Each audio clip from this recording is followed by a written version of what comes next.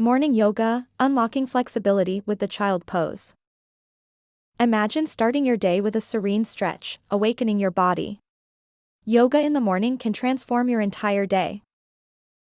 Child's pose, or balasana, is more than just a stretch.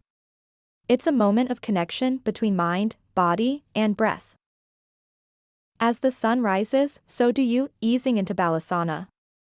This pose gently stretches your spine, hips, and shoulders, inviting flexibility. In the tranquility of dawn, child's pose helps you explore your body's potential, making each morning a journey towards flexibility. It's not just about physical stretching. This pose prepares you mentally for the day ahead, grounding and soothing your spirit. Consistency is key.